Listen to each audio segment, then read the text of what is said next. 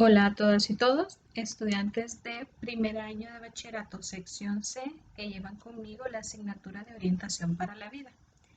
En esta ocasión tenemos el video de la guía número 16, donde vamos a abordar los contenidos y actividades del tema dimensiones de la sexualidad, y específicamente la dimensión biológica. Y para arrancar, un tema que no es desconocido para ustedes, pero siento que hay aspectos importantes a retomar, que son los sistemas reproductores femeninos y masculinos. Vamos a comenzar con el sistema reproductor femenino externo. Y aquí tenemos 6 partes que vamos a ir revisando y están debidamente señaladas con una letra. Y si notan, de hecho son 7, nos falta ahí la A, porque la A hace referencia a la vulva, que es todo esa zona. Cuando hablamos de vulva nos referimos al todo. Cada una de esas 6 partes lo conforman. De ahí tenemos la B, donde ya nos estamos refiriendo al monte de Venus, que es una zona, una especie de elevación de tejido que está a la altura del pubis. Y entonces esa zona es como el inicio, es lo que marca la diferencia entre lo que vamos del abdomen y ya a esta parte, y que suele estar cubierta de vello.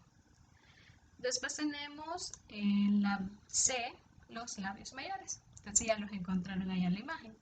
Por ahí tenemos los labios mayores, que es en sí la parte que vemos un poco agarrando la parte roja, y es un pliegue de piel grueso que suele estar cubierto de vello, así como el monte de Venus, y que recibe este nombre porque asemeja, o eso cuando lo llamaron así lo vieron, que asemeja unos labios. Seguido a esto, seguido a este, en la D vemos los labios menores, por eso mayores y de ahí los menores. Los menores son los que están más adentro y están recubiertos por los mayores. Y estos, los labios menores, también son un pliegue de piel, que son lo que está más cerca ya de la entrada del orificio externo de la vagina. Y, como les decía, está cubierto por los mayores. Después podemos ver, siguiendo las letras, la E, un poco más arriba, y tenemos ahí el clítoris. El clítoris es un pequeño bulto, es pequeño. Y cuando este recibe estimulación, hace que se sienta placer, porque este tiene muchas conexiones neuronales, tiene conexiones nerviosas que tienen su relación con la sensación de placer, y que a su vez desencadena un flujo sanguíneo para esta zona que hace que también se expanda. Cuando veamos la excitación en el pene, vamos a ver que se asemeja cómo funciona en ambos. Entonces este es el clítoris. De ahí tenemos en la F ya el meato urinario, que es un orificio que justo está debajo del clítoris, y en este orificio es donde se expulsa, se desecha la orina, exclusivamente la orina. Y abajo de este ya es la entrada vaginal, o el orificio vaginal o introito. ¿Qué es la entrada? Es el orificio donde ya entra a la parte interna de este sistema. Y recubriendo este orificio usualmente está algo llamado himen, con H, himen. Y es una membrana, es como piel delgada, y usualmente se habla o se suele decir que se rompe el himen cuando hay una primera penetración, no necesariamente sexual, sino que puede ser, por ejemplo, en el uso de tampones, o hay quienes que hablan de al cabalgar, al andar en caballo, al andar en bicicleta. Se suele considerar que en ese momento se rompe. Usar esa expresión no es completamente cierta, no es completamente apropiada, porque no es que se rompe, se hace más elástico. Esa sería como la idea clara de qué es lo que ocurre con esta membrana. Se hace más elástica para permitir la entrada.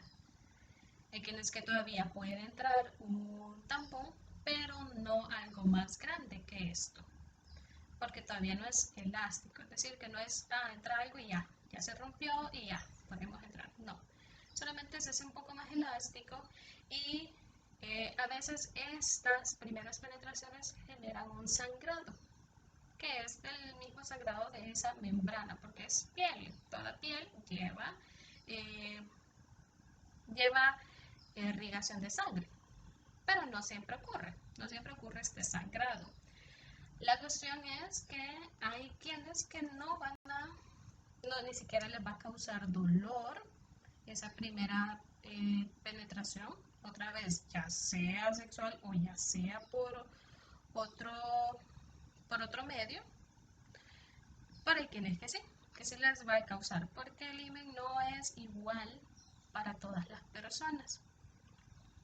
Y hay quienes que lo presentan pues, completamente elástico, y hay quienes que es, su nivel de elasticidad es muy bajo. Hay explicaciones de por qué sea esto y es un poco como de la evolución en sí, no tan atrás, pero sí, si pensamos en cuestiones culturales, en donde si había sangrado, o sea, el sangrado, lo que les decía, no siempre se da, pero en un tiempo se creía que sí, que siempre se daba este sangrado, y entonces las mujeres que presentaban sangrado era señal de que pues eran vírgenes antes de esa primera penetración, entonces eran más codiciadas por el alto valor que se le daba, y que todavía se le da en cierta medida, a la virginidad. Entonces, quienes no, quienes no sangraban porque su himen era no tan elástico, no eran tan codiciadas, porque no había seguridad de que fueran vírgenes. Entonces se considera de que el seguir presentando un himen no elástico es como ese resultado de esa evolución, porque ¿quiénes se terminaban reproduciendo?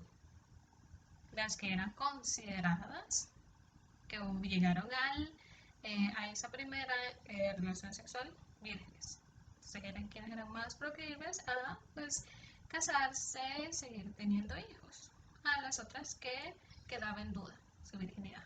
Eso es solo como un dato ahí pequeño cultural. Entonces esto es todo el sistema externo. Vamos a ver ahorita el interno. Aquí tenemos el interno y vamos a seguir el orden. Vamos por la letra H. Creo que todo este sistema lo conocen un poco más, entonces vamos a hacer una recapitulación así rápida. En la H están los ovarios, que justamente son dos, están a los lados del útero, donde se producen los óvulos, pero también las hormonas usualmente denominadas femeninas, que son los estrógenos y la progesterona, que no quiere decir que no esté presente en los hombres, pero suele estar en menor medida. Como les decía, están los ovarios, que sí están desde el nacimiento, actualmente se dice que son entre 400.000, pero se terminan de madurar, o sea, se maduran en la pubertad, la primera menarquía, y de ahí ya va la liberación de uno de estos óvulos cada mes regularmente. Seguido a esto tenemos en la I las trompas de falopio, igual a ambos lados, porque son los canales que unen los ovarios al útero. Y es aquí donde va viajando el óvulo y es aquí donde se suele dar la fecundación. No en el útero como a veces se cree, sino que es en sí en las trompas de falopio, donde se da este proceso. De ahí ya tenemos en la J el útero. Y en el útero es el espacio hueco, el espacio central, donde es que se da el embarazo. Como decía, las trompas de falopio se da la fecundación. Y dato interesante, usualmente se cree y se nos ha dicho porque sí se había comprobado, pero ahora hay nueva información, y eso pasa con la ciencia, siempre hay nueva información, que se creía de que el espermatozoide, el primero que llegaba, era el que fecundaba. Entonces siempre creíamos como, somos el resultado del espermatozoide ganador, pero no, en sí es un esfuerzo colaborativo. Somos, al parecer, colaborativos desde esos primeros inicios.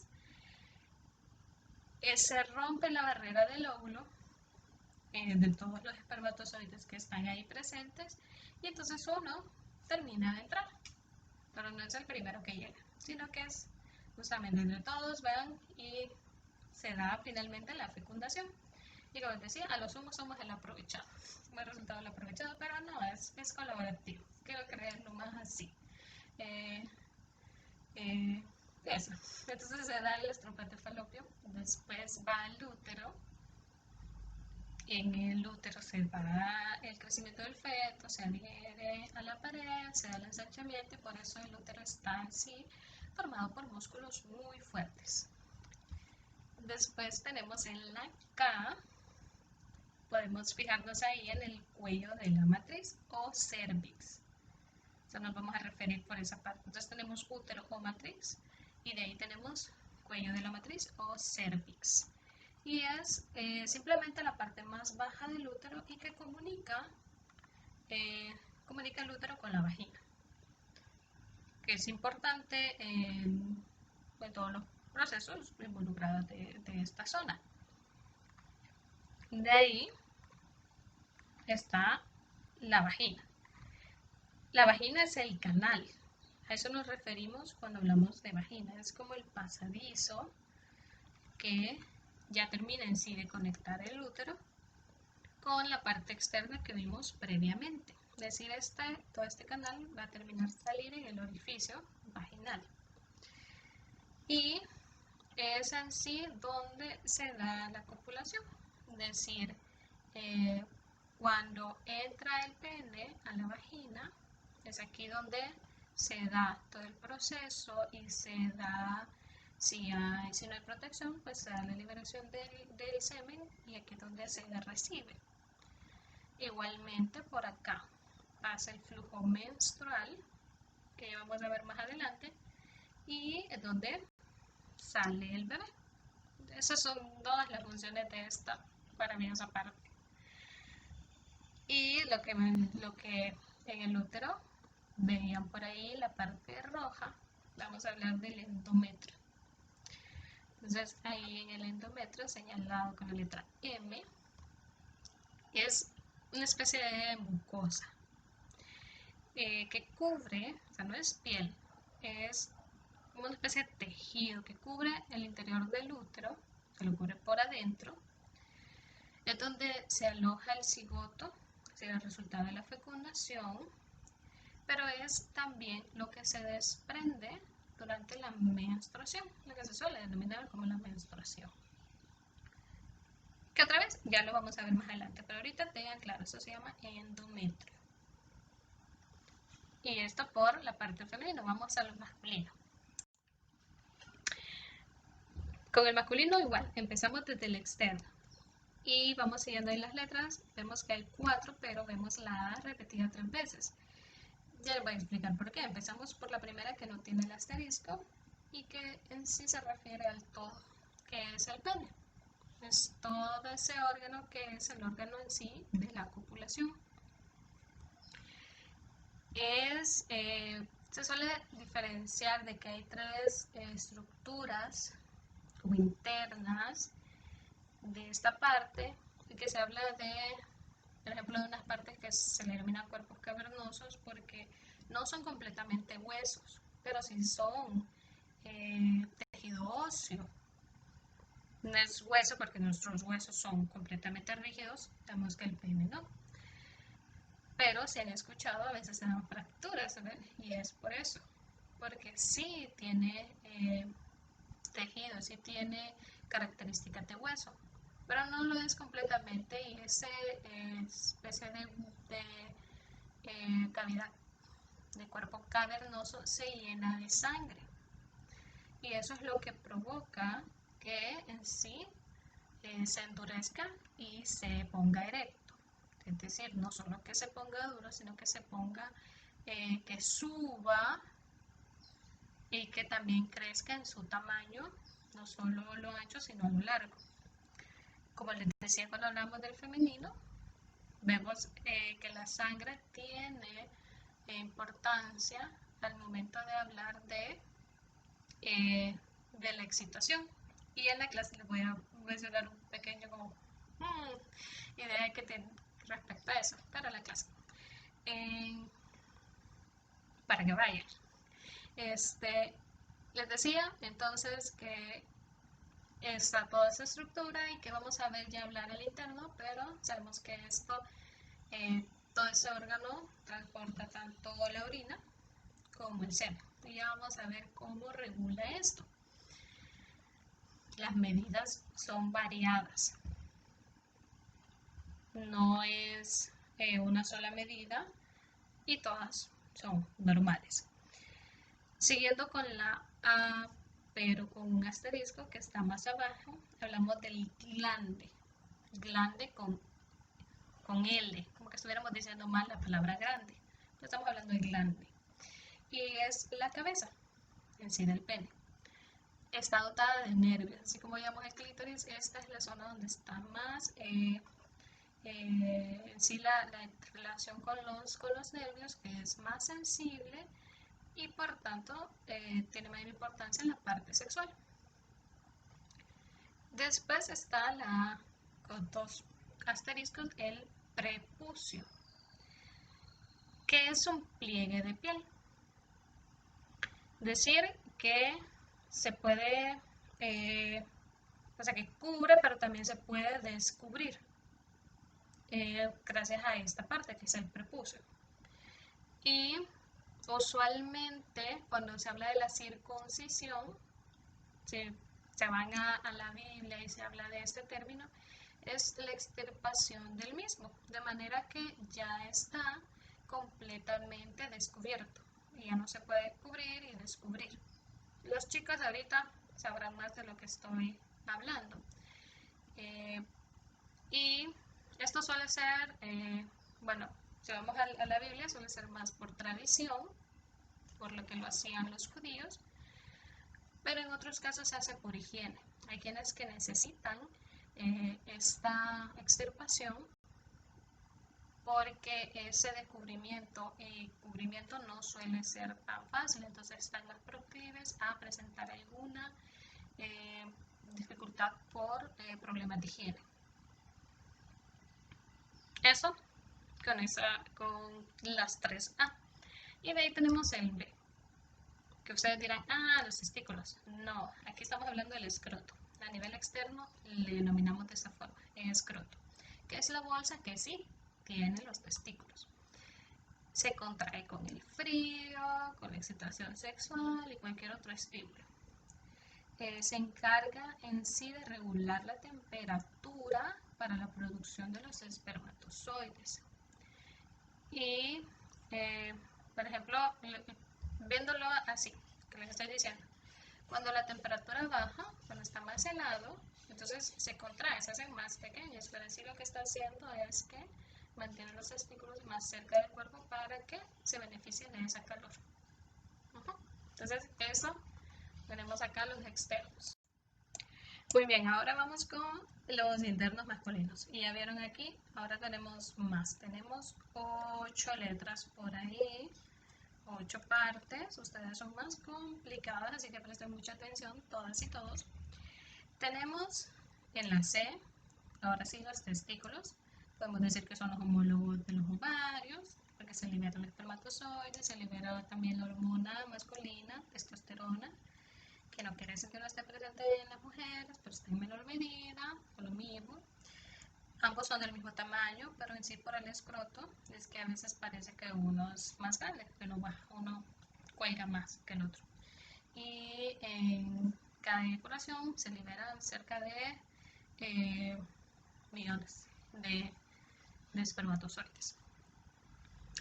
De ahí seguimos por el D. En el D tenemos el epidídimo. El epidídimo. Y son tubos que van sobre los testículos y ahí donde terminan de madurar los espermatozoides y se almacenan. O sea, es como crecen y aquí se quedan guardaditos hasta que sean necesarios. Esto solo es esa parte que está señalando lo D, porque de ahí el tubito que sigue es la E, que son los conductos deferentes. Deferentes, todo ahí con E. Como decía, son dos tubos, piénsenlo como tal vez aquí ya no van a querer comer dos espaguetis, o sea, tienen ese largo, dos espaguetis porque hablamos de los dos lados, los dos testículos. Y durante la eyaculación, el semen, que ahorita solo está compuesto por espermatozoides, por ahí va, o sea, sale del epidídimo, donde estaban guardados, y ahora salen por acá y llega hasta el final. Pero vamos a ver por dónde pasa, porque después de los conductos deferentes tenemos la próstata, la sonada y escuchada próstata, más que todo por el examen de próstata, que vemos ahí señalada por la F. Entonces, esta parte, esta glándula, se suele decir que tiene forma de nuez, vas a ver, pero contiene células que producen parte del líquido seminal, que es el que protege y nutre a los espermatozoides, lo que les decía. Del epidídimo sale solamente el semen compuesto por espermatozoides. Ya aquí se viene a unir este líquido. El líquido seminal, pues se protege, pero a veces, y esto es lo que suele ocurrir, y por eso el examen de próstata, porque puede provocar interferencia con el paso de la orina. Pero ya vamos a ver. Entonces en la próstata. De ahí tenemos en la G, ahí en verdecito, la vesícula seminal. Y aquí también son dos vesículas, por eso en plural. Y también se produce parte del líquido seminal, entonces parte viene de la próstata, parte viene de la vesícula seminal. Y que la función de este líquido es ayudar en la movilidad. Entonces la próstata es para que se nutran los espermatozoides, piénsenlo, para que vivan, y el otro es para que logren avanzar y logren llegar. Esa es toda la función de la vesícula seminal. De ahí tenemos la H, es decir, las glándulas de Cowper, C-O-W-P-E-R, Cowper, o bulbouretrales. Y también son dos, que tienen ahí, lo ven, o sea, celestito, pequeño, chiquito, y estas segregan un líquido denominado preeyaculatorio. O sea, no es el seminal, es otro líquido, tienen varios líquidos ustedes. Tenemos el líquido preeyaculatorio, que se encarga de limpiar lo que vamos a ver que es en sí la uretra. O sea, va limpiando para que después cuando pase el semen pues esté limpio. Sin embargo, a veces quedan espermatozoides en ese transcurso de la uretra hasta la salida del pene, y el líquido preeyaculatorio se lo lleva de paso. Entonces, en una penetración, aunque no haya, está en el proceso de la penetración, es el pene en la vagina, y se da la liberación del preeyaculatorio porque el cuerpo hay que preparar, hay que limpiar para cuando pase el semen, pero sale, se lleva espermatozoides y eso pueden llevar a un embarazo porque están vivos. Cuando están dentro del cuerpo los espermatozoides van a estar vivos. Y puede ser que después, bueno, ahí se retire el pene, el semen no sale dentro de la vagina, sino que o sea, se toma esa medida, pero igual, igual está el riesgo de embarazo por ese líquido. Entonces, a veces no se sabe esto y es importante saber. Repito, esas glándulas se encargan de liberar ese líquido. Y como les decía, después de ahí entonces ya va la uretra, que es ese tubo que inicia en el cuello de la vejiga. La vejiga es esa bola grande que ven ahí arriba y que termina de salir en la J. De esa uretra viene la vejiga y sale hasta la J, que es en sí el meato urinario. Solo que a diferencia de las mujeres, el meato urinario libera orina, pero también libera semen. O sea, tiene ambos. Y lo mismo con la uretra, ya puede llevar orina como puede llevar semen. El mismo cuerpo se encarga de regular que lleve uno o que lleve el otro. Y como decía, tiene también sus medidas para limpiar. Entonces eso es todo de este sistema. Como ven, es mucho más complejo. Bien, ahora vamos a revisar los cambios corporales que se dan. Para empezar, los que se dan en ambos. Y aquí tenemos el crecimiento repentino, aumento de peso, de altura, por ende los brazos y piernas se alargan, los huesos de la cara aumentan en tamaño, y entonces ya tenemos un aspecto menos infantil. Crece también el vello en las axilas, se vuelve grueso tanto en piernas como en brazos y el cuerpo suda más. Acá tenemos los cambios corporales de las niñas. Y vamos a listar 5. Uno es el aumento de tamaño de pechos y pezones. Y aquí cabe mencionar que los pechos no son exactamente iguales. Y hay de hecho un dicho que dice que son hermanas no gemelas. No van a ser idénticas. Es normal que sea una un poquito, ligeramente más grande o ligeramente más pequeña que la otra. De ahí tenemos que hay un crecimiento del vello suave, oscuro alrededor de la vulva, que era lo que mencionábamos, que veíamos que estaba tanto en el monte de Venus como en los labios mayores. Tenemos el inicio de la menstruación y fertilidad, que ya vamos a abordar sobre esta. El ensanchamiento y se redondean las caderas. Y el surgimiento de un flujo vaginal, que no es el de la menstruación, sino que es uno blancuzco amarillento, es un flujo normal. De ahí tenemos en el caso de los niños, aquí vemos un poco más. Uno, también hay un vello suave oscuro que aparece en la base del pene. Tenemos el oscurecimiento del escroto, veíamos la bolsa que protege los testículos.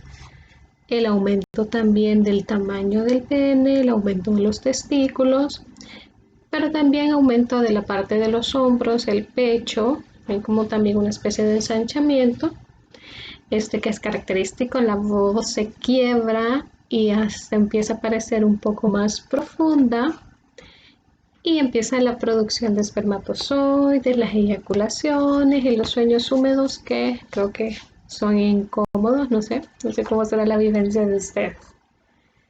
Esto en el caso de los niños. Y el último contenido es el de la menstruación. Vamos a ver este ciclo en 4 etapas.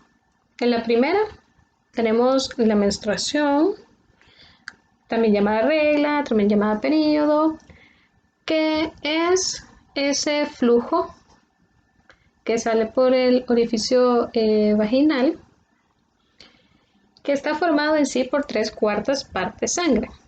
Y por eso se ve como se ve.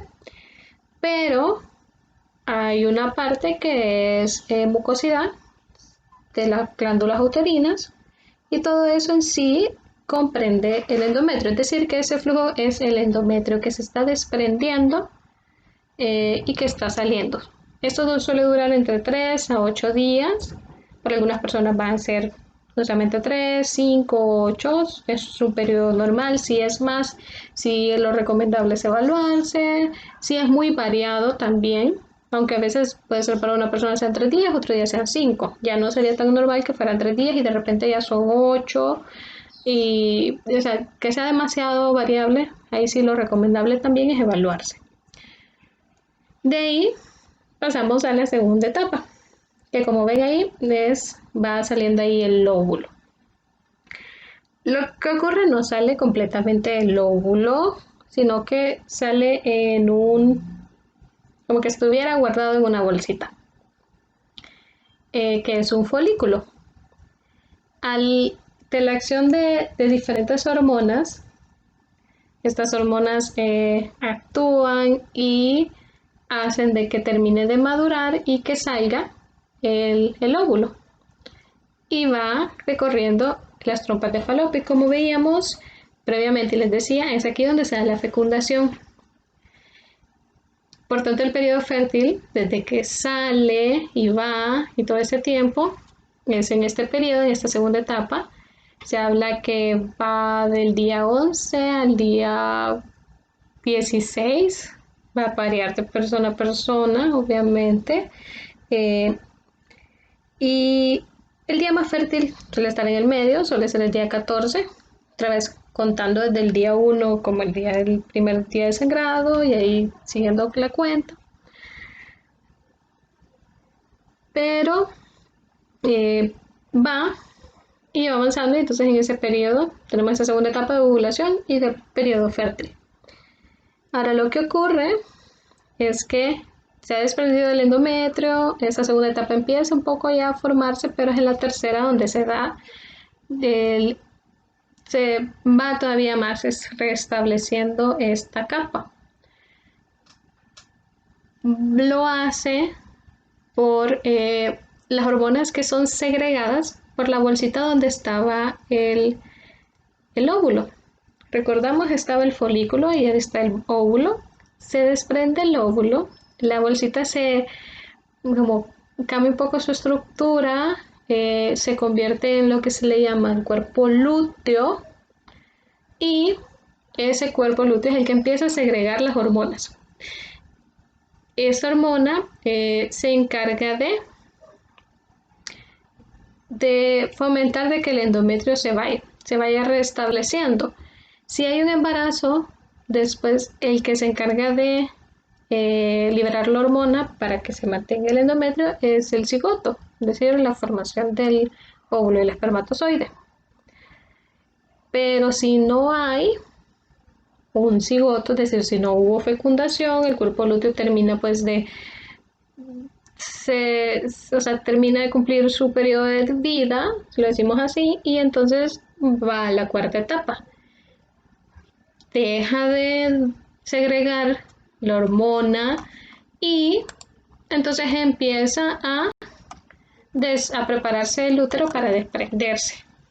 En sí, es en ese momento, en esa caída de esas hormonas y de otras hormonas que ya empieza y vuelve otra vez a la primera etapa. Y esto es en sí todo el ciclo menstrual, es todo lo que pasa en estos 28 a 32 días. Siempre lo mismo varía. Con base a esos contenidos, ustedes van a hacer 4 actividades. La primera es una reflexión personal sobre sus experiencias cuando vivieron los cambios que revisamos en este video, tanto cuáles fueron, su vivencia emocional y qué personas los acompañaron en este proceso. Tenemos la segunda actividad, que ubiquen en sus propios dibujos de los sistemas reproductores, tanto femenino, masculino, interno y externo, todas esas partes, y para cada una tienen que colocarle una característica o una función, así brevemente, y que sea lo más importante de cada una. En la actividad 3 van a comparar también gráficamente los cambios corporales que mencionamos en el video. Hacen una silueta masculina, una silueta femenina y van ubicando dónde y cuáles cambios son los que se dan. Y finalmente, un esquema donde vayan representando todo el ciclo menstrual, es decir, van mencionando las etapas, pero también van describiendo qué es lo que ocurre. Y si todavía tienen dudas, consultas, con mucho gusto ahí en la clase virtual, el día martes a la 1:45 podemos ver, o en la asesoría de los días miércoles a las 11 de la mañana, o también por el correo.